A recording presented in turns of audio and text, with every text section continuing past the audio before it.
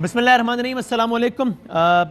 तीन मौज़ूआत जिन पर आज बात करनी है आपसे। कुछ देर पहले एक अजीब व गरीब इंटरेस्टिंग डेवलपमेंट हुई है। पंजाब के वज़ीर इत्तलात हटा दिए गए हैं, फिरदौस आशिक अवान साहिबा दोबारा आ गई हैं। ये क्या हुआ, कब हुआ, क्यों हुआ, कैसे हुआ, इसका क्या मतलब है? आज 1.5 साल बाद तकरीबन मरियम नवाज शरीफ साहब और हमजा शहबाज साहब की मुलाकात हुई है। मरियम नवाज शरीफ साहबा अहाता अदालत में पहुँची और बगलगीर हुई हमजा साहब से, शहबाज शरीफ साहब से, और कहती हैं कि ये तो एक प्रैक्टिकल रिप्रेजेंटेशन है इस बात की कि हमें कोई इख्तिलाफ नहीं है। वज़ीर इत्तलात जो उस वक्त के वज़ीर इत्तलात थे, यानी कि 6-7 घंटे पहले के, उन्होंने कहा कि ये बिल्कुल अलग हो चुके हैं, टूट चुके हैं, सब एक दूसरे से अलग होने का फैसला कर चुके हैं, सिर्फ मेरी बात को गलत साबित करने के लिए गले मिल रहे हैं ताकि तासुर दें कि हम एक नहीं है। क्या वाकई नून लीग में इख्तलाफात बढ़ गए हैं या सब एक हैं? और फिर नून लीग के मुख्तलिफ MPs MNAs की भी खबरें आ रही हैं। ये सब क्या है? ये बात सच है कि नून लीग के लोग छोड़ के जा रहे हैं उनको, ये ऐसा कुछ नहीं है? जनवरी में वाकई कुछ होना है या सिर्फ बातें ही हैं? इस पर बात करते हैं। ज़रा सबसे पहले आप देखिए आज दिन के इब्तिदाई हिस्से में जब मरियम नवाज शरीफ साहबा और हमजा शहबाज साहब और शहबाज शरीफ साहब के बड़े जज्बाती किस्म के मनाजिर सामने आए, तो उस पर पंजाब के उस वक्त के वज़ीर इत्तलात फ़याज़ुल हसन चौहान साहब किन अल्फाज में बोले कि ये असल में एक नहीं है, मुझे गलत साबित करने के लिए गले मिल रहे हैं। देखें। क्या मोहसिन लतीफ़, मियां एहसन लतीफ़, अब्बास शरीफ, नवाज शरीफ, ये फैमिली इकट्ठी हो गई है शहबाज शरीफ साहब की और हमजा शहबाज साहब के खिलाफ। बेगम सफदर अवान सीरियसली कंसल्टेशन कर रही है इलेक्शन कमीशन के अंदर पार्टी अपने नाम से रजिस्टर कराने की। आज जो ड्रामा किया ना, ये मेरी पिछले एक हफ्ते की पेशीन गोइयों के नतीजे में आज जो हमजा शहबाज साहब की और बेगम सफदर अवान साहिबा का जो मिलना था वो सारी दुनिया ने देखा है। फ़याज़ुल हसन चौहान की जो प्रेडिक्शन थी उसका असर ज़ाहिर करने की एक नाकाम कोशिश थी। इनकी अपने घर के अंदर फूट पड़ गई है। PDM जो है वो दूध के दांत जो है वो नहीं निकाल सकेगी। उससे पहले PDM जो है किस्सा पारी ना बन जाएगी, दिसंबर का महीना नहीं देखेगी। तो वज़ीर इत्तलात ने आज ही दिन के इब्तिदाई हिस्से में दो बातें की। एक ये साबित किया कि उनकी पिछली पेशगोई सही साबित हुई है कि दोनों लड़ पड़े आपस में, नून लीग और शीन लीग। और दूसरा एक और प्रेडिक्शन कर दी कि जनवरी नहीं देख पाएगी PDM, ये दूध के दांत निकलने से पहले ही काम तमाम हो जाएगा। लेकिन हैरत अंगेज़ तौर पर वज़ीर इत्तलात को ये इत्तला नहीं थी कि वो ओहदे से सुबुकदोश किए जा चुके हैं। जब उनसे एक सहाफ़ी ने पूछा तो उन्होंने कहा मुझे नहीं मालूम। तो ये बाकी पेशगोई वो करते रहे लेकिन इस हवाले से बेखबर रह गए। ज़रा मंजर देखिए। सर अभी इतला है कि फिरदौस आशिक अवान को मशीर इतलात लगा दिया गया और आपको वापस ले लिया गया आपसे चार्ज। आपके पास कानूनी इसका होगा सर? मुझे नहीं पता इसका, क्या कहना चाहेंगे? मुझे इसका पता ही कोई नहीं, इल्म ही नहीं है सर मीडिया में खबरें आ गई हैं, मैं नोटिफिकेशन ये भी आ बता गया। रहा हूँ कि मुझे नहीं पता इसका। ये आज के ही दिन के दोनों मनाजिर हैं। फिरदौस आशिक अवान साहिबा ज़ाहिर वज़ीर पाकिस्तान का इंतखाब थी और वो वफाक में इत्तलात के पोर्टफोलियो पे फाइज रहीं। जब उन्हें हटा दिया गया था, एकदम खबर आई कि फिरदौस अवान साहिबा को हटा दिया गया, तो वो बस उन्होंने आदिल अब्बासी साहब पहली TV अपीयरेंस दी थी आदिल अब्बासी साहब के प्रोग्राम में, और उन्होंने इन अल्फाज में अपनी खफगी का इजहार किया था। देखिए ज़रा। मैं PM से एक हफ्ता पहले ऑलमोस्ट मिली। मेरे डोमेन के अंदर मल्टीपल टीमें आके बैटिंग कर रही थी, कोई फील्डिंग कर रहा था। तो मैं PM से ये पूछना चाहती थी कि मेरी जिम्मेदारी क्या है और मेरी अथॉरिटी क्या है। पूरे एक साल में पता नहीं कौन कौन प्राइम मिनिस्टर साहब के पास मेरे हवाले से शिकायतें लेके गया होगा या कोई कंसर्न शो किए होंगे। मैं उनकी जगह होती 2 महीने भी ना लगाती तो मैं ये फैसला कर लेती, रिमूव कर मिनिस्टर साहब को हकायक मसख करके बताएगी। उन्होंने बताया कि ये चीज़ें हैं, ये जो कहा जा रहा है हकीकत ये नहीं, ये है। फिर इसके तकरीबन 15 दिन बाद एक जलसे आम से खिताब करते हुए उन्होंने तहरीक इंसाफ के में मौजूद कुछ अनासर के हवाले से बहुत नाराजगी का इजहार किया था। क्या कहा था देखिए। अगर हमें इंसाफ ना मिला, अगर पाकिस्तान तहरीक इंसाफ के अंदर छुपी काली भेड़ों ने हमारा इस्तेहसाल का ये सिलसिला पीछे से पुश्त बैठ के जारी रखा, तो फिर उन काली भेड़ों को बेनकाब करने का फरीजा भी डॉक्टर फिरदौस ने इंशाल्लाह सर अंजाम देना है। और फिरदौस साहबा से पहले वज़ीर इत्तलात थे फवाद चौधरी साहब, जिनको हटाकर फिरदौस साहबा को लाया गया। उन्होंने तो बहुत ही वाशगाब अल्फाज में बाकायदा खुश नजर आए वज़ीर-ए-आज़म पाकिस्तान के उस वक्त के फैसले पर कि जिसमें उन्होंने फिरदौस अवान साहबा को हटा दिया था।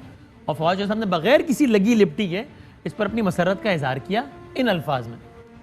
उनकी कैपेसिटी नहीं थी, उनको तो जो लगाया था ये जो पोस्ट है, अब ये बहुत हाई प्रोफाइल, इतना बड़ा मीडिया है पाकिस्तान का उसमें आप सेंटर ऑफ द स्टॉर्म हैं और उसके लिए सिर्फ ओहदा ले ही नहीं लेना होता, उसको जस्टिफाई भी करना होता।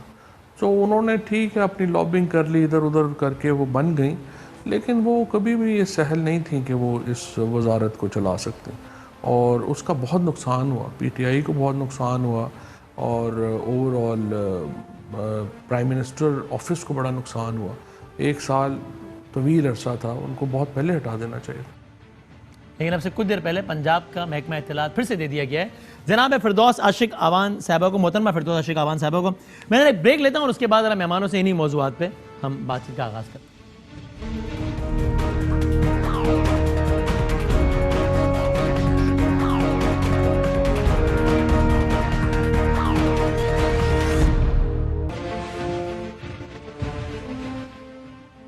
खुश आमदीद कहते हैं आपको एक बार फिर। मेहमानों में शामिल हैं हमारे हरदिल अजीज़ प्रोग्राम दी रिपोर्टर्स के रूह रवां जनाब क़िबला साबिर शाकिर साहब, बहुत शुक्रिया वक्त देने का।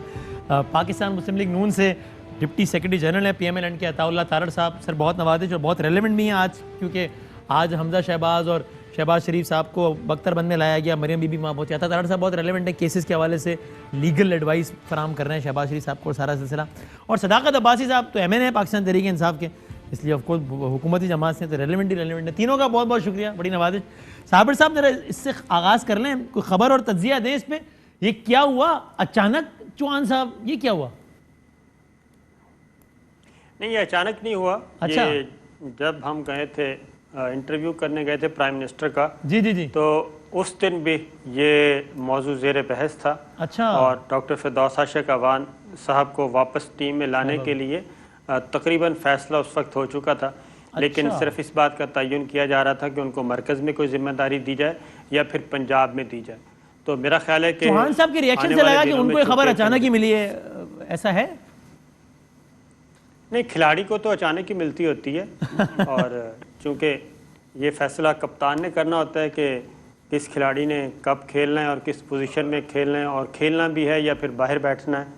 तो अभी तक तो वो खेलेंगे, लेकिन पोजीशन उनकी चेंज कर दी गई है। वजूहात क्या है, तो कुछ इल्म है आपको? फिरदौस आशिक आवान नहीं, इसकी वजूहात मेरा ख्याल है पंजाब में ये जो इस वक्त ख़ास तौर पे तारड़ साहब हमारे पास बैठे हैं, जी जी, और तारड़ साहब और उनकी क़यादत ने जो इस वक्त मसाइल पैदा किए हैं, उन मसाइल का जवाब देने के लिए एक बहुत ही तेज़ रफ्तार बॉलर बैट्समैन चाहिए थी, और वो मेरा ख्याल आ गई हैं। तो चौहान साहब उस मैयार पे पूरे नहीं उतरते थे, वो तो काफिए रदीफ, और आज के उनके सुनहरी अल्फाज हैं कि तुम करो तो कन्वेंशन, हम करो तो टेंशन, और करो तो रामलीला, हम करो तो करो, तो जुमले से जुमला जोड़ के और ये और वो क्या कुछ नहीं उस मैयार पे पूरा नहीं उतर रहे। देखे ना, मरियम नवाज साहिबा, मरियम औरंगजेब साहिबा, आज़मा बुखारी साहिबा, तो इस खवातीन मुकाबले की जो बैट्समैन हैं, वो मेरा ख्याल है कि डॉक्टर फिरदौस आशिक आवान साहिबा को इसीलिए चुना गया कि वो ज़रा फ्रंट फुट पे खेलती हैं, और कोई मुक्का शुक्का मारना तो मुक्का शुक्का भी मार सकती हैं। और ये आप सियासी मुक्के की बात कर रहे हैं ना, जो सियासत तो नहीं होनी चाहिए। हाँ। तो वो नहीं, डॉक्टर फिरदौस आशिक आवान जो हैं, हाँ। वो वसी तजर्बा रखती हैं, पीपल्स पार्टी के मिजाज को भी समझती हैं, मुस्लिम लीग नवाज को भी समझती हैं, तो वो सारे पोजीशनों को समझती हैं। इसलिए मेरा ख्याल है कि पंजाब में इसीलिए आपने देखा होगा कि उनको वजारत इत्तलात में किसी के साथ नहीं लगाया गया, हाँ। बल्कि उनको फुल वजारत दी गई है। सही है। फयाज चौहान साहब को रिप्लेस कर दिया गया, और वह मुकम्मल तौर पे अपनी मर्जी से खेलेंगी। नहीं साहब, तो मैं समझना चाह रहा हूँ कि चौहान साहब ऐसा क्या कमी छोड़ रहे थे मुखालिफिन को गिराने में, तनकीद करने में? ऐसा क्या नहीं कर रहे थे जो आपा फिरदौस कर जाएंगी? आपा फिरदौस के पास तजर्बा ज़्यादा है। मैं बता रहा हूँ ना कि वो अच्छा। पीपल्स पार्टी की भी रमज़ों से वाकिफ़ हैं और मुस्लिम लीग नवाज से भी वाकिफ़ हैं। अच्छा। तो इसलिए तजर्बे के अतबार से अगर देखा जाए तो डॉक्टर फिरदौस आशिक आवान साहिबा उनसे कहीं बेहतर हैं, इस सेंस में कि वो शौकत अजीज़ काबीना में भी मौजूद थी। शौकत अजीज़ जरदारी साहब के साथ भी थी, जरदारी साहब के साथ भी उन्होंने भरपूर इनिंग्स खेली। तो ये सारी चीज़ें उनकी खान साहब की काबीना से माजूली का सबब क्या बना था फिरदौस साहिबा की? उनकी माजूली का सबब मेरा ख्याल है यही था कि क्योंकि वजारत एक थी और यहाँ पे लोग ज़्यादा खिलाड़ी ज़्यादा थे और उनका स्टेटस जो था वो एक मुआवन खसूसी का था और उसमें मिनिस्ट्री एज मिनिस्टर उनके पास कोई इख्तियार था नहीं।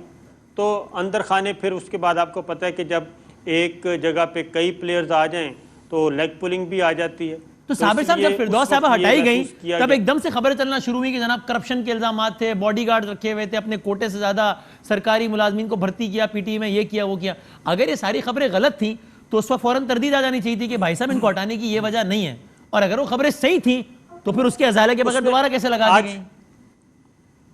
आज मेरी बात हुई डॉक्टर फिरदौस आशिक अवान साहिबा से। अच्छा तो मैंने उनसे पूछा था, मैंने कहा कि वो सारी चीज़ें फिर आपने पूछा नहीं कि आपको ये जिम्मेदारी दी जा रही है, हाँ। तो फिर वो खबरें क्यों चलवाई गई? हाँ। तो उन्होंने कहा कि मैंने पूछा, हाँ। और मैंने पूछा और उन्होंने बताया कि जनाब ऑफिशियली ऐसी पीएम ऑफिस से या हुकूमत की तरफ से ना कोई ख़बर रिलीज़ की गई, ना ऐसी किसी खबर का हुकूमत या वज़ीर आज़म ऑफिस से कोई ताल्लुक। लेकिन ऐसे किसी खबर की तरदीद भी नहीं की गई। वज़ीर आज़म के हवाले से खबरें चलती रहीं कि उनको करप्शन की फाइलें पहुंचाई गई, फिरदौस साहिबा की कोई तरदीद नहीं आई एक सत्र की भी। हाँ, उस वक्त तरदीद नहीं आई, लेकिन उसमें सिचुएशन मेरा ख्याल है कि यही थी कि फौरी तौर पे कोई रिएक्शन ना आए, क्योंकि उस वक्त फिरदौस आशिक अवान साहिबा को आज़म खान साहब ने बुलाया था और कहा था कि आप रिज़ाइन दे दें। तो उन्होंने कहा कि आप कौन होते हैं रिज़ाइन देने वाले, मुझसे बात करें प्राइम मिनिस्टर, मैं उनकी टीम में शामिल हूँ, मैं आपकी टीम में तो शामिल नहीं हूँ। उस वक्त ये सिचुएशन थी। तो शायद उस वक्त हो सकता है कि कोई नीचे किसी ने प्रेशर डालने के लिए कोई इस तरह का काम किया हो। फिर आपको याद होगा कि फिर डॉक्टर फिरदौस आशिक साहिबा सियालकोट से आई थी प्रेस कॉन्फ्रेंस करने इस्लामाबाद, जी। और लेकिन वो फिर एक ख़ास हद तक रहने के बाद फिर वापस चली गई थी। प्रेस कॉन्फ्रेंस नहीं, मामूली सी प्रेस कॉन्फ्रेंस नहीं हुई थी। ठीक है, इंटरेस्टिंग। मैं जरा ठीक है, मैं अब सदाकत भाई साहब आप इससे एग्री करते हैं कि यानी जो साबिर साहब कह रहे हैं कि उससे लग ये रहा है, मेरा ये तासुर है साबिर साहब की तजज़िये की रोशनी में, कि इसका मतलब आने वाले दिनों में ठीक ठाक गेम पढ़नी है बयानात की, काउंटर बयानात की, टॉक शोज़ की, ये वो, इसलिए फिरदौस साहबा का उतार दिया गया। ये ऐसा ही है सदाकत साहब आपके ख्याल में भी?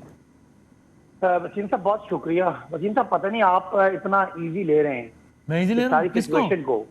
अच्छा, जब ऑपोजिशन पाकिस्तान की रियासत के जो मेन बड़े इश्यूज हैं और पाकिस्तान की फॉरेन पॉलिसी के जो की इशू है वो हमारा हमेशा से इंडिया रहा है, और इंडिया के हवाले से जब पाकिस्तान में इस तरह की बातें हो जाएं कि अपनी फौज का मोराल डाउन करने के लिए फौज के रैंक्स एंड फाइल्स विद फौज की लीडरशिप में डिफरेंस पैदा करने की कोशिश की जा रही हो, और ऑपोजिशन एक आखिरी कार्ड के तौर पे सियासत से बढ़ के रियासत के खिलाफ अगर बयानियां देने की कोशिश कर रही हो, तो जाहिर है इसका बहुत सीरियस इसके मुज़मरात हो सकते हैं पाकिस्तान के लिए, पाकिस्तान की रियासत के लिए।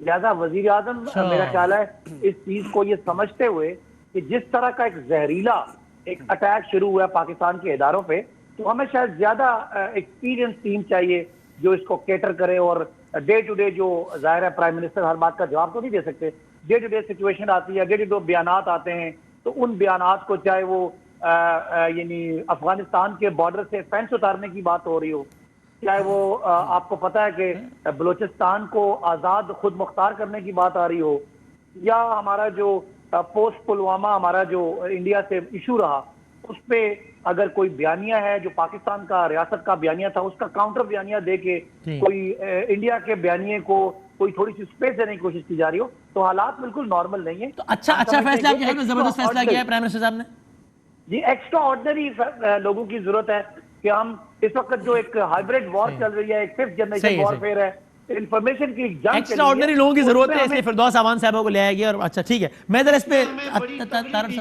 ठीक है तारड़ साहब देखिए, ये आज की डेवलपमेंट तो अपनी जगह, लेकिन इसका मतलब ये है कि जिस तरह सदाकत साहब ने भी देखिए गुफ्तगू का आगाज ही यहाँ से किया है, वजीर आजम साहब भी अब मीर अयाज सादिक मोदी के तर्जुमान फल यहाँ से बात शुरू कर रहे हैं।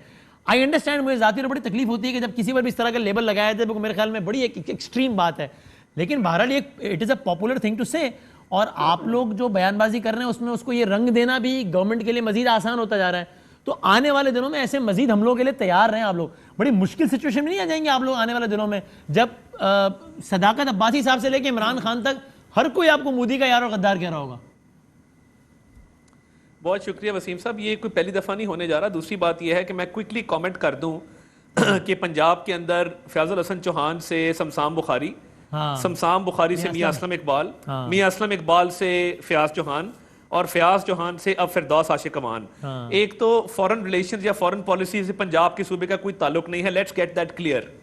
दूसरा, इस तैनाती के हवाले से मेरा तज्जिया सुन ले, मेरी इंफॉर्मेशन भी है, उसको कोई डिनाई करना चाहता है कर ले, ठीक है। मगर फिरदौस आशिक अमान साहिबा जब पहले भी तैनात हुई थी, और ये फवाद साहब से आप पूछ लीजिएगा, वो पीएम की फैमिली के बहुत करीब हैं, उनकी लॉबी बहुत तगड़ी है, उनकी पार्टी में पावर लॉबी है, उनको अभी भी पीएम की फैमिली के क्लोज होने की वजह से लगाया गया है। कोई डिनाई करता है कर ले, ये मेरी अपना एक राय भी है, मेरी अपनी इंफॉर्मेशन भी है, मेरा ये तज्जिया भी है। नंबर 1 जी। नंबर 2, कारकर्दगी पे बेस्ड यहाँ पे तैनातियां या तब्दीलियां नहीं होती, क्योंकि तब्दीली का कोई ताल्लुक नहीं कारकर्दगी के साथ। तब्दीली जो आई है वो कारकर्दगी पे तो नहीं आई, यानी जो मसाइल पैदा हुए हैं और जिस तरह के मसाइल हैं उसका कारकर्दगी से कोई ताल्लुक नहीं है। मेरे साथ अभी अंदलीप अब्बास साहिबा एक शो पे थी, मैंने उन्हें कहा कि जी आप मुझे 5 क्वालिटीज फिरदौस आशिक की बता दें, उन्होंने कहा नो कमेंट्स, उन्होंने कमेंट करने से इनकार कर दिया। ये सदाकत साहब आपकी मुश्किल हल कर देंगे, नजरियाती ये सवाल आप सदाकत साहब से पूछे, आपको हाथों हाथ गिनवाएंगे। मेरा पॉइंट और है, मेरा पॉइंट और है कि पार्टी के अंदर नजरियाती लोगों की और पुराने तरीके इंसाफ के कारकुनों की बहुत बड़ी तादाद मौजूद है जो फिरदौस आशिक अमान साहिबा को पसंद नहीं करते, जिनको इख्तलाफ है कि वो हर दौर में इख्तिदार में रहती हैं, उनका तरीके इंसाफ के नजरिए से, तरीके इंसाफ की जमात से कोई ताल्लुक नहीं है। और दूसरी बात यह है कि देखें, एक शख्स का को अपने प्रिंसिपल्स भी होते हैं ना, आपको डिमोट कर दें, वफाकी वजीर से सूबाई वजीर बना दें, बंदा खुद फील करता है कि जी मेरी डिमोशन है। मगर यहां प्रॉब्लम डिमोशन का नहीं है, यहां पे टेबल पे बैठने का मसला है कि एज लॉन्ग एज आपको टेबल पे बिठा रहे हैं, चाहे वो आखिरी कोने में हो चाहे जमीन पे हो, टेबल के आप करीब हैं तो बस ठीक है। वो कहते हैं कप्तान के खिलाड़ी हैं, कप्तान कहेगा तो जाके स्टैंड में बैठ जाएंगे, कहेगा तो कीपिंग करेंगे। नहीं, देखे ना, बहुत बसद एहतराम जनाब साबिर शाकिर साहब को मैं बड़े अदब से गुजारिश करूंगा, कप्तान खिलाड़ी चेंज करे, मगर मगर मगर हाफ सेंचुरी वाले खिलाड़ी को तो चेंज ना करे। मतलब खिलाड़ी को चेंज करे जिसने कैच ड्रॉप किया हो, खिलाड़ी को चेंज करे जो डक पे आउट हुआ, खिलाड़ी को चेंज करे जिसको एक ओवर में नहीं, देखें बदतमीजी में तो हाफ सेंचुरी की थी, जो म्यार है तरीके इंसाफ के अंदर। बहरहाल ठीक है, एक बात मेरी बात सुनेंगे, मगर कर ले जी, ठीक है, नुक्ता एतराज आप फरमाएं। हाँ, एक नुक्ता ले लूं साबिर साहब, नुक्ता एतराज। जी जी, अच्छा, तारड़ साहब से मैं सिर्फ ये कहूँगा कि ये कैप्टन की मर्ज़ी होती है जी, इसमें कोई शक नहीं। नवाज शरीफ साहब जब कप्तान थे तो उन्होंने परवेज़ रशीद साहब को सैक कर दिया, तारिक फातमी को सैक कर दिया, मुशाहिदुल्लाह खान को सैक कर दिया, और पता नहीं कितने लोगों को सैक कर दिया, तलाल चौधरी, निहाल हाशमी, ये सारी एक फहरिस्त है। तो ये कप्तान की मर्जी होती है कि जब चाहे किसको उठा के बाहर फेंके, जब चाहे किसको उठा के वो विकेट पे ले आए। तो इसलिए मैंने जो बात की है वो मैंने रिकॉर्ड के मुताबिक ही की है, कोई रिकॉर्ड के मुनाफी बात अच्छी बात है। मगर हमारे दौर में कुछ 4-5 तैनातियां तो नहीं ना हुई, आए रोज तो नहीं हुई कि हर 2-4 महीने के बाद एक तैनाती हो जाए, चेंज हो जाए। आपने पूरे 5 साल की कुछ 4-5 गिनाई हैं, इससे ज्यादा हैं भी नहीं। बहरहाल आपकी अपनी राय अपनी जगह, मेरी राय अपनी जगह। अब मैं आपके सवाल की तरफ अगर इजाजत हो वसीम साहब, मैं उस तरफ आना चाहूंगा। लेकिन उससे पहले अगर आप एक लम्हे को रुके और मैं अगर यही सवाल अगर जिस पे आपने अंदलीप अब्बास साहबा को लाजवाब किया है, वो अगर मैं सदाकत साहब से पूछ लूं, फिर आप इसी सवाल पर आ जाएगा, ताकि हम फिरदौस साहबा के चैप्टर से फिर आगे बढ़े। जी सदाकत साहब, आप चाहते हैं? क्रिकेट की इस्तिलाह में बात हो रही है। हाँ, अच्छा। कभी कभी बंदा 50 पे खेल रहा होता है, हाँ। लेकिन मैच की रिक्वायरमेंट होती है कि तेज खेलना है जाके, तो उस बंदे को डिक्लेयर करके अच्छे बैट्समैन को भेजते हैं जो तेज खेल सकता है, जो थोड़ी बॉलों में ज्यादा स्कोर कर सकता है। अच्छा, तो जो आपने फिरदौस साहबा की अगर सुनना है कि वो क्या वजह थी, उनका एक्सपीरियंस इतना ज्यादा है और पंजाब बेस्ड हमें अटैक आ रहा है, पंजाब बेस्ड, ठीक है। तो मेरा ख्याल है कि उसको उसी तरह का एक रिस्पांस देने की कोशिश की जा रही है। हम समझते हैं इस वक्त मुस्लिम लीग नून अपनी आखिरी इनिंग्स खेल रही है, और वो बिल्कुल जो नहीं होते, वो डेथ ओवर्स होते हैं, वो मैच उनको हारता हुआ नजर आ रहा है, और वो चौके छक्के मार रहे हैं, और बहुत सारी ऐसी वो यानी शॉटें खेल रहे हैं जो मेरा ख्याल है कि आपके ख्याल में अगर अपने आखिरी इनिंग्स खेल रहे हैं, फिर तो आपको अपने हिसाब से बहुत ही कोई फारिग खिलाड़ी उतारना चाहिए कि जाओ तुम प्रैक्टिस कर लो, बच्चे वैसे हार गए, फिर आप अपने हिसाब से इतना तगड़ा खिलाड़ी क्यों उतार रहे हैं? देखें जो खेलने मेरा तो अंदाजा है कि क्या कह रहे हैं साबिर साहब? आखिरी इनिंग्स खेल रहे हैं, आउट भी तो लेकिन करना ये है ना। कोशिश अच्छा, आउट भी ये करना कर रहे हैं ये टीम को जख्मी करके जाएं और उसमें ये विकेट भी खराब करके जाएं और बल्ला मार के जाएं विकेटों को। लेकिन सदाकत भाई, एक मेरा मासूमाना सवाल है आपसे, जिस एक्सपीरियंस बहुत है को आप पॉजिटिवली गिनवा रहे हैं, ये पॉजिटिव है या नेगेटिव है? यानी अगर कोई मुशर्रफ साहब के साथ भी रहा है, फिर जरदारी साहब की भी काबीना में रहा है, आप जरदारी साहब के बारे में क्या कहते हैं हम सबको पता है, मुशर्रफ साहब के बारे में क्या, तो आज आप उसी को कह रहे हैं कि ये तो देखें ना इनकी पॉजिटिव बात है, कितना तजुर्बा है, तो ये अच्छी बात है। यानी ऐसे लोगों को तो आप लोग कुछ और कह के नहीं पुकार देते? पूरी पंजाब गवर्नमेंट ने डिलीवर करना है और एक बंदे ने उसको प्लेट में रख के पेश करना है, ये शायद डिलीवर करने की बजाय ज्यादा प्रेजेंट करने का है। तो आपका डाइवर्सिफाइड एक्सपीरियंस होगा। बात बताऊं आपको, हर सिचुएशन में बता दें, वैसे एक बात बताऊं, खत्म कर लूं, अब्बासी भाई मुझे एक गुजारिश मैं कर लूं हुकूमत की। अच्छा अच्छा, बता दें मैं बात ये है कि जिस टीम का खिलाड़ी तब्दील किया गया है, वसीम बदामी साहब सितम जरीफी देखें, आपने उसको इस काबिल नहीं समझा कि उसका नाम शो पे लिया जाए।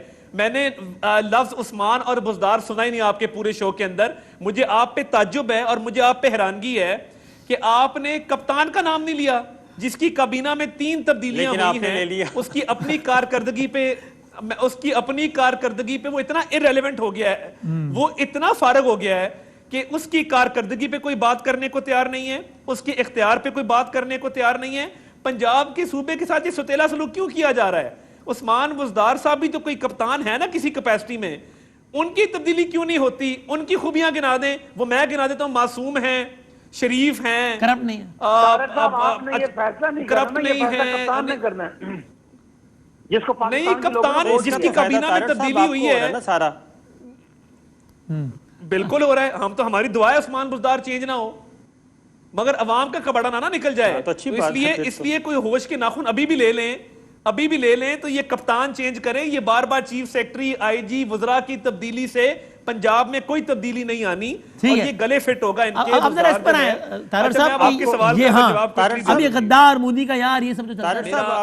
तारड़ साहब आपको उस्मान बुजदार सूट करते हैं या कोई और वजीर आला है? तो नहीं, वो कह रहे हैं अच्छा है रहे, हमारा तो फायदा है सियासी। देखिए वो ये कह रहे हैं, देखिए हमारा तो फायदा है, वो तो बिल्कुल मतलब कोई काम कोई नहीं है, कारकर्दगी कोई नहीं है, मगर देखिए ये अवाम चलने दे, हमें क्या एतराज है, चलाएं, मगर अवाम का कबड़ा ना निकल जाए। मैं समझता हूं इनके पास बहुत बेहतर चॉइसेस हैं, इसलिए एक वसीतर मफाद के अंदर कोई तब्दीली कर देनी चाहिए। बहरहाल मैं आप तीनों हजरात बात वसी तजुर्बा रखते हैं, आपको नाम सजेस्ट करना चाहता हूं। मैं सर जिसको नाम सजेस्ट करूंगा ना उसकी नौकरी बिल्कुल फारग हो जाएगी, इसलिए मुझे रहने दे, चुप रहने दे तो बेहतर है। मैं बड़ा सबको जानता हूं, कोई तो आने दे, कोई आइडिया देना चाहता। मैं साबिर भाई आपको मैसेज कर दूंगा शो के बाद। बहरहाल मेरी गुजारिश ये है कि मेरा ये ईमान का हिस्सा है कि कोई पाकिस्तानी सियासतदान गद्दार नहीं हो सकता। वो नाअहल हो सकता है, वो नालायक हो सकता है, उसमें 100 खामियां हो सकती हैं। जो शख्स पाकिस्तान के गली मोहल्लों में फिरता है, पाकिस्तान के अवाम के वोट लेके आता है, जैसे भी लेके आता है, जो भी है, मैं बिल्कुल इस बारे में क्लियर हूं कि पाकिस्तानी सियासतदान कुछ हो सकता है, वो गद्दार नहीं हो सकता। और इसका सबूत फवाद चौधरी साहब ने दिया। उन्होंने इंडियन मीडिया पे जाके अयाज सादिक साहब को डिफेंड किया, जो कि बहुत अच्छी बात है। और दूसरी बात यह है कि इंडियन एजेंट, रॉ का एजेंट, गद्दार जी, फलां जी, फलां जी, फलां जी, मैं 10,000 इंस्टेंसेस इमरान खान की कोट कर सकता हूं, मैं इनकी जमात के हवाले से बात कर सकता हूं, मैं इनके इंटरव्यूज को कोट कर सकता हूं। लेकिन इनकी जमात जो पैरेलल ड्रॉ कर रही है वो अल्ताफ हुसैन साहब से कर रही है ना, कि वो कह रहे हैं देखें एक वो एग्जांपल थी और अब ये नहीं, मगर बड़ा फर्क है वसीम साहब, अगर ये इनकी सियासी बेवकूफ़ी होगी और इनकी इमेच्योरिटी होगी, अगर ये नवाज शरीफ को इक्वेट करेंगे अल्ताफ हुसैन के साथ, 2 शहरों की जमात, एक रीजनल जमात को आप कंपेयर कर रहे हैं सेंट्रल पंजाब के एक लीडर के साथ जो कि बेनजीर भुट्टो की शहादत के बाद पाकिस्तान का सबसे बड़ा लीडर है। 3 दफा नहीं रहने दो ना, 3 दफा तो वजीर आजम है जनाब, की पे कर दे हो। आप मुझे सीटें 3 दफा की वजीर आजम को आपको मैं चैलेंज करता हूं, मैं इस्लामाबाद पिंडी में 25 सीटें, आपकी एक भी नहीं है। मैं अगर उस पे आया ना, फिर मैं आपको बताऊंगा कहां सर गुजरांवाला चले, मेरा अपना भाई वहां सेलेक्ट हुआ है, मैं वहां सियासत करता हूं, मेरी वहां हमारी वहां 20 सीटें, वो छोड़ दें आप इस बात को। नहीं हमने ना भावलपुर से सीटें निकाल, मेरी अर्ज सुन लेना। लेकिन तारड़ साहब दलील इसके अलावा कोई और हो सकती है, लेकिन ये तो दलील नहीं सकती ना कि जनाब चूंकि वो 2 शहरों की जमात है इसलिए उनका गद्दार हो सकता है, ये एक सूबे का है, ये पूरे पाकिस्तान का गद्दार, ये तो गद्दार कोई भी नहीं है। मैंने कहा पाकिस्तानी सियासतदान गद्दार कोई भी नहीं है। और ये जो जीटी रोड का ताना दे रहे हैं, बहावलपुर रहीमिया खान से तो बहुत सारी ऐसी बातें कर दी ना कि उन पर तो खुद ही उन्होंने अपने आप को, जब एक आदमी ने मुर्दाबाद का नारा लगा दिया, मेरी अर्ज सुन लें। ये नवाज शरीफ को गद्दार अगर करार दे रहे हैं, ये बहुत बड़ी इनकी बेवकूफ़ी है। वो सेंट्रल पंजाब का लीडर है, पाकिस्तान का एक सबसे बड़ा नेशनल लीडर है, उसको ये इजी लेंगे और समझेंगे कि गद्दार गद्दार क्या है कि हम इनको अंडरमाइन कर देंगे। तो हम इस तरह अंडरमाइन होने वाले नहीं हैं। हमारी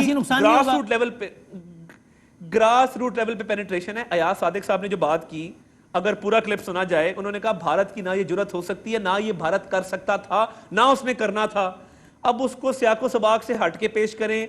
और अफसोस की बात यह है कि तहरीक इंसाफ के रुकन जो हैं वो इंडियन एंकर्स की जबान बोल रहे हैं। इंडियन एंकर जो बात कर रहा है, इंडियन चैनल जो सियाको सबाक से हट के बात कर रहे हैं, वही बात तहरीक इंसाफ पाकिस्तानी चैनल्स पे कर रही है। मेरी एक गुजारिश है, 7-8 दिन गुजर गए हैं, इस इशू को जितना उछालेंगे, हमारे पास भी बातें उछालने की, फिर कर लें, फिर बैठते हैं एक दूसरे पे कीचड़ उछालते हैं। जब सियाको सबाक भाई आप रिस्पॉन्ड करें, फिर साबिर साहब की तरफ जाऊंगा। जी, मैं जरा वजाहत करना चाहता हूं उसके बाद साबिर साहब कि अल्ताफ हुसैन साहब ने क्या कहा। और अल्ताफ हुसैन साहब भी बड़े वोट लेके आते थे, वो भी एक खास जुबान बोलने वालों के लीडर थे। लेकिन जब उन्होंने ऐसा बयानिया लिया, जो बयानिया हमारी कौमी जो एक आप रियासत की जो पॉलिसी है उसके खिलाफ था, तो उसके सब ने उसकी मुखालफत की और पूरे पाकिस्तान में उनकी पाबंदी पे किसी ने शोर नहीं किया। बिल्कुल नवाज शरीफ साहब बिल्कुल उसी लाइन पे। ये जो कह रहे हैं कि जी अयाज सादिक साहब ने कुछ नहीं किया, अयाज सादिक साहब ने वो किया कि जो इंडिया के एयरफोर्स के और इंडिया का जो मोदी शर्मिंदा फिर रहे थे उस सारे वाक़े पे, उनको आपने उनको मुंह में अपनी जुबान दी और आज वो आपकी ऑडियोज और आपकी वीडियोस चला के उनका पूरा मीडिया प्रोपेगेंडा कर रहा है। तो मैं नहीं समझता कि आपने पाकिस्तानी लेकिन वीडियोस तो फिर वो फवाद चौधरी साहब की भी चला रहे हैं। सदाकत साहब, ये रवैया ठीक है आपके ख्याल में कि हम भारतीय चैनल्स के कहने पे आपस में दूसरे को गद्दार कहते हैं? अच्छा चले, मैं एक और बात कर लूं। इन्होंने 22 करोड़ पाकिस्तानियों का दिल दुखाया है, हमारे आंसू निकले थे खुशी के उस दिन। इन्होंने उनको हमें दुख पहुंचाया पूरे पाकिस्तान को ये बात करके। उस वाक़े की तो बात ही नहीं है, उस वाक़े की तो बात ही नहीं है। फवाद चौधरी की बात, अभिनंदन की वापसी और उस वाक़े का क्या आपस में ताल्लुक है? दो डिफरेंट इवेंट्स हैं, कह देना कि दो डिफरेंट इवेंट्स हैं ना, आप कंफ्यूज करें ना। आ रहे थे और ये जो मैंने जाकर ये सारी बातें पूरा कॉन्टेक्स्ट देखें ना। इसके बाद नहीं कहा कि भारत ने हमला ना करना था, ना कर सकता था। देखिए अब ये इंडियन चैनल वाली अगर बात करेंगे सियाको सबाक से हटके, तो फिर 100 बातें करने को मैं भी कर देता हूँ, फिर सारा टाइम यही बात करते हैं। आपने मैंने आपकी बात सुनी है, मेरी बारी है ना। वसीम का बात यह है कि एक तो हमारी बहुत बड़ी वो अस्करी अचीवमेंट थी, दूसरा हमारी बहुत बड़ी सफारती अचीवमेंट थी कि हमने बहुत ही हाई मॉरल ग्राउंड लिया, तीसरा हमारी बयानिए की जंग थी कि पाकिस्तान एक जिम्मेदार रियासत है। उस सारे मामले को इन्होंने कंट्रोवर्शियल बनाने की कोशिश की और पाकिस्तान के रियासती इदारों को उसका दिफा करना पड़ा और इंडिया में उसकी खुशी की लहर और पाकिस्तान में एक मायूसी से फैली। अच्छा। कि पाकिस्तान की फौज की इतनी बड़ी अचीवमेंट को हमारे लोग ही उसको अंडरमाइन कर रहे हैं या उसको खराब करने की कोशिश कर रहे हैं। मैं समझता हूँ ये नाकाबिले माफी जुर्म है और पंजाब में और बाकी पाकिस्तान के लोगों में इसका सख्त रिएक्शन है। और मुझे ऐसा लगता है तारड़ साहब, मैं जरा साबिर साहब की तरफ आता हूँ, मुझे लगता है कि ये मामला गवर्नमेंट और बाकी लोग भी मजीद आगे लेके जाने की मूड में है। ये चैप्टर या क्लोज करने के मूड में नहीं है, ऐसा डायलॉग नहीं करने देना चाहते। ये मैं जरा आता हूं, सुबह आता हूं, मैं साबिर साहब की तरफ आ जाऊं, फिर आता हूं आपके दोबारा इस पे।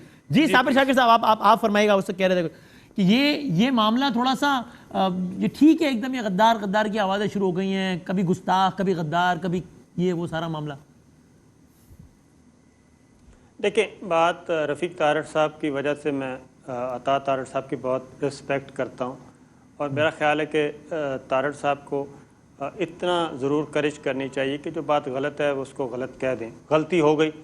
मेरी अपनी जो असेसमेंट है वो ये है कि अयाज सादिक साहब जो हैं वो 5 साल स्पीकर रहे। उन्होंने उनके एक भी साउंड बाइट ऐसा नहीं है कि जिससे उनको उस वक्त की अपोजिशन भी पकड़ सकी हो।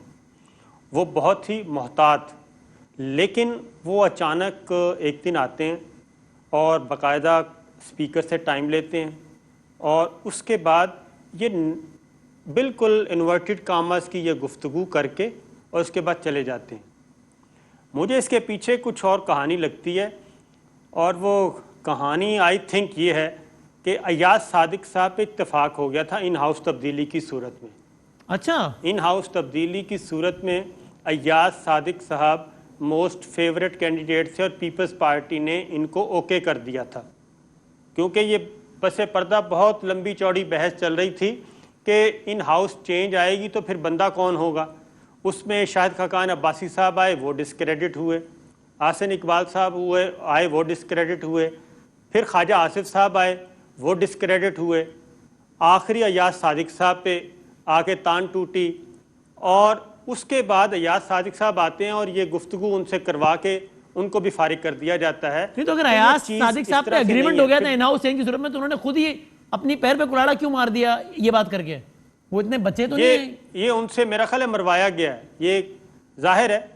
वो किसी ने कहा ये कह दो, उन्होंने कह दिया। नवाज में नहीं बल्कि शरीफ फैमिली में एक चीज़ चल रही है बहुत ज़्यादा, वो है कि शरीफ फैमिली का एक वो लाइन खींच दी गई है उन्होंने, शरीफ फैमिली ने, कि जो मिलिट्री इस्टेब्लिशमेंट के साथ या मिलिट्री लीडरशिप के साथ मिलता है या उनसे राब्ते में है, वो उस पर क्रॉस लगा दें, वो मशकूक है, सस्पेक्ट। तो अय्याज सादिक का नाम उस फहरिस्त में था? ये ख्वाजा आसिफ साहब नहीं, अय्याज सादिक साहब का नाम नहीं था। अय्याज सादिक साहब को तो टेस्ट किया गया, ज़रा चेक करते हैं, ये भी उसी लिस्ट में तो नहीं है कहीं, और वो ज़रूरत से ज़्यादा कुछ आगे चले गए और उन्होंने ऐसी बात कर दी जो बिल्कुल ना वाक़याती एतबार से दुरुस्त है ना तारीख़ी एतबार से दुरुस्त है, क्योंकि 27 फरवरी का वाक़या तो हमारे सामने हुआ है। ये आप भी जानते हैं, मैं भी जानता हूँ कि ये हमारे सामने ये कोई 65 और 71 या 48 की जंग नहीं थी कि हमें पता नहीं था कि जो किताबों में लिखा वो आ गया और कोई सही लिखा कोई गलत लिखा, ये तो हमारे सामने हुआ। अब उसको सारे को मिलिया मेट कर देना, ये मुझे समझ नहीं आ रही, और उसका सारे का सारा फ़ायदा वही बात है कि अपनी ज़ुबान दे देनी एक दुश्मन मुल्क को, वो सेंस नहीं बनती। फिर आज ये जो चल रही है ना बात बदएतमादी की, हाँ। आज मरियम बीबी गई हैं एहतसाब अदालत में, वो आप फुटेज गौर से देखें तो उन्होंने हमजा शहबाज के कान में कोई मैसेज कन्वे किया है। अब इस हद तक ये हैं कि अब किसी और पे एतबार नहीं कर सकते। अब शरीफ फैमिली के अंदर ही ये सारी चीज़ें रहेंगी, जो कुछ भी मामला चल रहे हैं उससे बाहर किसी पे एतमाद नहीं किया जा सकता। तो ये कहा जा रहा था कि इन दोनों में आपस में बदएतमादी और इससे बात नहीं करते। आज कह रहा है कि इन्होंने एक दूसरे पर एतमाद करते हैं, मतलब एतमाद करते हैं नहीं करते एक दूसरे पर, ये क्या मतलब? साबिर साहब, ये दादी अम्मा ने कोई सुलह करवाई है ना? वो कौन? दादी अम्मा, नवाज शरीफ साहब और शहबाज शरीफ साहब की वालदा। अच्छा, तो सुलह हो गई यानी इख्तिलाफात नहीं है अब? जी, उन्होंने सुलह करवाई है। तारड़ साहब? सर बात ये है, मैं तो देखें मुझे बड़ा एतमाद हासिल है नवाज शरीफ साहब का, मरीम नवाज शरीफ साहबा का, शहबाज शरीफ साहब का, हमजा शहबाज साहब का, और मैंने चारों के साथ काम किया है, कर भी रहा हूँ। मैं आपको बताऊँ, एक जो रिवायती मशरक़ी हमारे ख़ानदान होते हैं जिसमें बड़े छोटे की तमीज़ होती है, इज़्ज़त होती है, बड़ा खड़ा हो जाता है छोटा भी खड़ा हो जाता है, मैं तो बड़े करीब से मामला देखे हैं। तो बात यह है कि कोई इख्तलाफात देखें, अप्रोचेज़ में फ़र्क ज़रूर हो सकता है,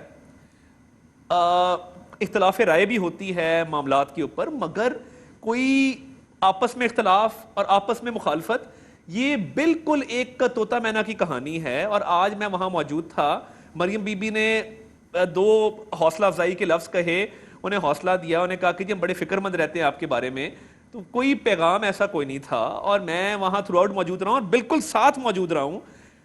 30-40 साल से ये कोशिश रही है हमारे मुखालिफिन की। जी मैं पीछे खड़ा हुआ था, जी मैं पीछे खड़ा था मुखालिफिन की, कि कोई इख्तलाफ पैदा हो, नवाज शरीफ शहबाज शरीफ को छोड़ दें और वाइस वर्सा हो जाए, नून में से शीन निकल आए, शीन में से नून निकल आए। देखिए ऐसी बात ना है ना होगी, मैं बिल्कुल इसको नहीं मानता। लेकिन बात बताएं, देखिए ये जो सारी जो सख्ती हुई है, हमजा साहब 1.5-2 साल से जेल में हैं, इस दौरान उनके यहाँ वो औलाद भी हुई, वो सारे नहीं, वो बड़े टफ टाइम से गुजरे हैं। शहबाज शरीफ अभी भी गुजरने हैं, जेल में सख्तियां शुरू हो गई हैं, आम कैदियों वाला शुरू हो गया है, बख्तरबंद गाड़ी आ गई है मर्सिडीज और लैंड क्रूजर के बजाय। अब सारा कुछ, ये सारा कुछ कब हुआ है? जब एपीसी में मरियम बीबी ने एक बात की और नवाज शरीफ साहब ने उससे 2 कदम और आगे बात कर दी। तो इस बात पर जरा एक शिकवा नहीं होगा शहबाज साहब को और हमजा साहब को कि वो दोनों बाहर हैं, एक लंदन में और एक रायबंड में, वो सख्त बातें कर रहे हैं और सख्तियां हम पे पड़ रही हैं सारी? नहीं, मैं देखिए, मैंने जब शहबाज शरीफ साहब के अरेस्ट से 1 हफ्ता पहले इमरान खान साहब ने सोशल मीडिया के लोगों से मुलाकात की, यूट्यूबर्स उसमें शामिल थे, उन्होंने कहा जी नया अरेस्ट करने जा रही शहबाज शरीफ को। इमरान खान साहब को शहबाज शरीफ साहब एक आंख नहीं भाते, और उनकी पहले दिन से कोशिश थी कि मैं इनको किसी तरीके से जो है वो रफ अप करूं। कभी नेल्सन मंडेला मैं ये छोड़ूंगा नहीं, फलां नहीं करूंगा, जेलों में ये कर दूंगा। और मेरी एक और इत्तला है, अरेस्ट हुए हैं अपनी बेल एप्लीकेशन वापस लेने पे। वो क्यों मैं बताता हूं आपको क्यों। क्योंकि बेल कैंसिल हो गई थी और हमारा ट्रायल चल रहा था। हम नहीं थे चाहते कि हम हाई कोर्ट से कोई ऑर्डर अपने खिलाफ लें, हमने कैंसिलेशन पे बेल वापस ली। इसलिए हकायक को हमें थोड़ा सा मतलब जिस तरह है उस तरह बयान करना चाहिए। दूसरी बात यह है कि इमरान खान साहब के हवाले से एक मुलाकात हुई है, और मैं देखिए मैं अब तजियाकार तो नहीं हूं मगर मैं आपको इंफॉर्मेशन देता हूं। आईजी जेल खाना जात को बुलाया गया है, शिजाद अकबर साहब भी मौजूद थे। कहा गया कि मैं तुम्हें भी नहीं छोड़ूंगा, तुम सहूलियात देते हो, फलां करते हो। और उस हवाले से उसने कहा जी जो कोर्ट के ऑर्डर आते हैं मैं उसके हवाले से बात करता हूं, बाकी मैं कोई सहूलत नहीं दे रहा। फिर आप ये दावा कर रहे हैं कि वज़ीर आज़म पाकिस्तान ने खुद आईजी जेल खाना जात को बुला कर ये बातें कही, खुद वज़ीर आज़म पाकिस्तान ने? जी जब वो अपने तकरीरों में ये कहते हैं कि मैं जेलों में टाइट करूंगा, तो उन्होंने बुला के मुलाकात की है। मेरी बात को रिफ्यूट कर दें या कोई हुकूमती नुमाइंदा आके इस बात की तरदीद कर दे कि नहीं की। जेलों के मामला को डायरेक्ट कंट्रोल कर रहे हैं इमरान खान साहब। और देखिए हमें कोई सहूलत नहीं चाहिए, मगर ये कहना कि मुझे सीसीटीवी कैमरे पे दिखाओ ये जमीन पे सो रहा है कि नहीं सो रहा, 3 बंदे छोड़ देना जेलों के अंदर जो वफाकी हुकूमत के महकमे के हों और शिजाद अकबर साहब को रिपोर्ट करते हों, तो ये बातें छुपी नहीं रहती। और देखें हमने जिला वतनियां काटी हैं, अटक किला काटा है, पहले भी जेलों में गए हैं, क्या कर देंगे, फांसी दे देंगे हमें, मुश्किलें हम काट रहे हैं। और इमरान खान साहब को मैं एक बात बता देना चाहता हूं आपके शो के तवस्सुत से। आपके जो साथी हैं या आप हैं, आपने कभी जिंदगी में जेल नहीं काटी। फॉरेन फंडिंग केस हो, बाकी आपके खिलाफ केसेस हैं, आटा चीनी स्कैंडल है, बहुत सारी चीजें हैं जिसमें पब्लिक मनी है, करप्शन है, अवाम के पैसे की। जाना पड़ गया तो मेरा ख्याल है एक दिन आपका मुश्किल से गुजरेगा। मैं ये अल्लाह ताला से डर के ये बात करता हूं। अच्छा। बड़ा मुश्किल होगा आपके लिए टाइम गुजारना। आप पहले भी एक दिन गए थे, आपने मुशर्रफ से माफीनामा लिख के आप एक दिन के लिए बाहर निकले थे। आपको डेरा गाजी खान वुकरा तरीक में एक दिन के लिए भेजा गया था, आधा दिन आप निकाल पाए थे, बाकी आधा दिन आपसे नहीं गुजरा था। अब्बासी साहब बस फाइनल कंक्लूड करते हैं, आप बताएं इसमें चाह रहा हूं इख्तिलाफ। जब मुशर्रफ दौर में आपको जो जेलें हो रही हैं वो लूट मार की वजह से, करप्शन की वजह से, सुप्रीम कोर्ट आपको प्रोजेक्ट बता दो, प्रोजेक्ट बता दे, कौन सा प्रोजेक्ट है जिसमें भाई ये जाती है ना, आप बात करते हैं मैं सुनता हूँ। अच्छा करें हाई कोर्ट आपको सजा देती है, सुप्रीम कोर्ट सजा देती है, नैब कोर्ट सजा देती है करप्शन पे। इमरान खान साहब ने जो जेल काटी वो खालिस्तान मुशर्रफ के दौर में, आपको शायद याद नहीं है, पता नहीं है, काफी मेरे ख्याल है 2 हफ्ते की जेल थी। उन्होंने वहां पे जेल में भूख हड़ताल भी कर दी थी। तो सिर्फ आपकी वजाहत के लिए करना चाहता हूँ, बाकी अल्लाह ना करे ये जेल क्रिमिनल लोगों के लिए बनी है, अच्छे लोगों के लिए नहीं बनी है। आज तक इमरान खान साहब के खिलाफ कभी किसी अदालत से कोई फैसला नहीं आया। आपने पूरी कोशिश की अपने दौर में कि उनके खिलाफ वही जिस तरह के नवाज शरीफ साहब के असासे हैं, असासों का केस बनाए। अल्लाह का फजल है कि अदालत ने इमरान खान साहब को सादिक और अमीन करार दिया। ना सिर्फ ये 40 साल पुराने कागजात उनको आके उन्होंने कोर्ट और सदाकत भाई फाइनल कमेंट इस पे भी कर दें। आपके ख्याल में सदाकत भाई ये है डिवाइड है, नून और शीन मीन अलग निकलने वाली है, नून गुन्ना पता नहीं क्या शीन। ये क्या पार्टी तो है नहीं, ये खानदान है। खानदान का एक खानदान भी एक पार्टी नहीं चला सका, एक ही घर के लोग हैं। मैं तो इनको इस मामले में ये इकट्ठे हों या मीम और शीन हो या नून हो, मैं तो इसको रेलेवेंट ठीक है। साबिर भाई इनके सारे ओहदे घरों में जब घर के बंदे खत्म होते हैं तो मेरे भाई तारक साहब की बारी आती है, तो घर के जितने बंदे हैं वो पूरे हो जाएंगे तो बाकी ओहदे। साबिर भाई आखिरी सवाल, आपको ये इस सारे महाजराई जो कि नजर आ रही है वाज़ेह, इसके नतीजे में जनवरी तक कुछ बड़ा होता नजर आता है? क्योंकि दोनों तरफ से दावे हैं कि जनवरी से पहले बहुत कुछ हो जाएगा, या ठंड प्रोग्राम है? मुझे नहीं लगता, क्योंकि मुझे लगता नहीं है। उसकी वजह है कि नवाज शरीफ साहब, मरियम बीबी जिस हद तक जा चुके हैं, उसके बाद ये तारड़ साहब को भी पता है कि कुछ बड़ा नहीं होगा, कोई डायलॉग शैलॉग नहीं होना, सब ऐसी बातें रह जाएंगी बस। ये मामला मेरा अपना ख्याल, क्योंकि आज खुद मरियम बीबी ने कह दिया ना कि अगला साल इंतखाबात का है। असल में जब तक पाकिस्तान पीपल्स पार्टी नहीं आती ऑन बोर्ड, पाकिस्तान पीपल्स पार्टी के पास है बैलेंस ऑफ पावर, इसके पास उनके पास है ताकत का तवाज़ुन, वो जिधर जाएगी उधर मामला जाएगा। तो पाकिस्तान पीपल्स पार्टी अभी तक बिल्कुल तैयार नहीं है शरीफ ख़ानदान के साथ खड़ा होने के लिए और इनको एक नई पॉलिटिकल लाइफ लाइन देने के लिए। फाइनल वर्ड देने 30 सेकंड तारड़ साहब, आपको भी लगता है कि पीपल्स पार्टी उधर जा रही है, उधर। देखिए हुकूमत बहुत वीक फुटिंग पे है क्योंकि मईशत बहुत कमज़ोर है, कारकर्दगी है नहीं, पीडीएम की जमातें इकट्ठी हो चुकी हैं। और देखिए आने वाले दिनों में मुझे लगता है कि इनके लिए सस्टेन करना बहुत मुश्किल होगा। ये मेरी अपनी राय है, मगर ये ज्यादा देर निकालते मुझे नजर नहीं आता। वसीम, ये जो आप डिस्कस कर रहे हैं, मैं एक अपना कमेंट करना चाह रहा जल्दी हूं। जवाब मुझे नून और शीन नहीं, मुझे मुस्लिम लीग नून से बहुत सारे लोग जो पाकिस्तानी फौज से मोहब्बत करते हैं और इनके इस बयानी के खिलाफ खड़े होके, मुझे मुस्लिम लीग नून टूटती हुई नजर आ रही है। मेरा जाती तज्जिया है एज अ पॉलिटिकल वर्कर। जो ग्रास रूट पे नीचे इनके वर्कर्स हैं वो इनकी बिल्कुल जो नैरेटिव है उसको नहीं बाय कर रहे। लिहाजा मुझे बहुत सारे लोग नून लीग छोड़ते हुए नजर आ रहे हैं। चाहे मीम और शीन इकट्ठे हो जाएं उससे कोई फर्क नहीं पड़ेगा। ठीक है, बहुत शुक्रिया तीनों मेहमानों का, बहुत शुक्रिया। कंक्लूड करते हैं ब्रेक के बाद।